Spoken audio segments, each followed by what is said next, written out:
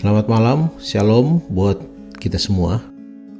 Mari kita renungkan firman Tuhan dengan judul Pergaulan, berarti bersama-sama dengan Kristus. Mari berdoa. Bapa kami di surga, bersamalah dengan kami ketika kami merenungkan lagi firman-Mu. Di dalam nama Yesus Kristus kami sudah bermohon. Amin. Ayat renungan diambil dari 1 Korintus pasal 10 ayat 16. Firman Tuhan berkata, "Bukankah cawan pengucapan syukur yang atasnya kita ucapkan syukur adalah persekutuan dengan darah Kristus?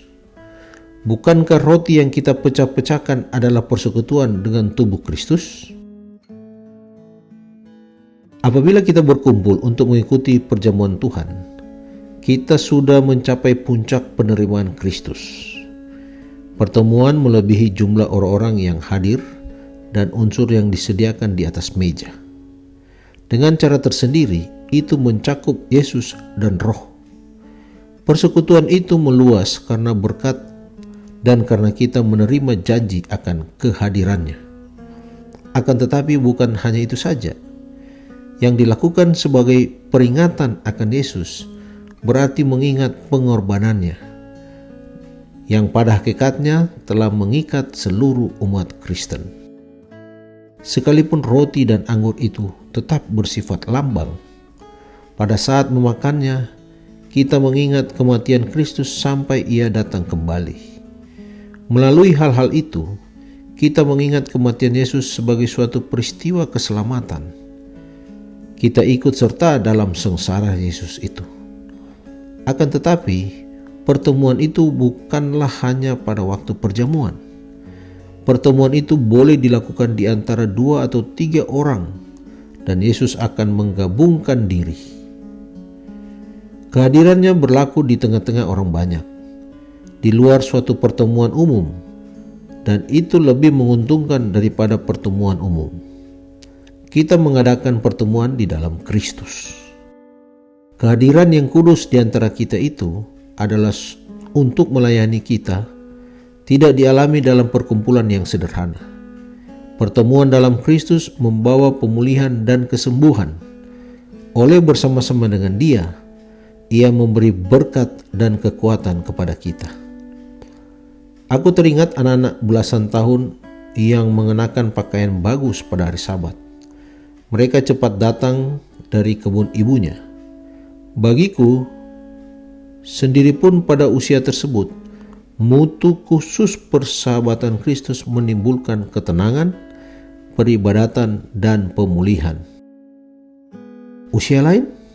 Tentu, karena Roh itu mencurahkan kasih Kristus ke dalam hati kita pada saat kita bertemu dengan Dia. Pada hari ini, pada akhir pekan yang sangat repot, dengan melupakan segala keputusan, saya menjumpai Roh itu di mimbar suatu pertemuan. Apakah itu menghabiskan tenaga? Membakar? Namun masih banyak tenaga sementara saya berkhotbah? Tidak. Saya disegarkan dan dibaharui dari tahun ke tahun oleh pertemuan seperti itu. Saudara, Paulus menyebutkan pertemuan ini suatu rahasia Allah. Kita tidak mengetahui mencapai hal yang seperti itu. Akan tetapi berkat-berkat itu bukanlah rahasia. Itulah inti pengalaman manusia bersama Allah.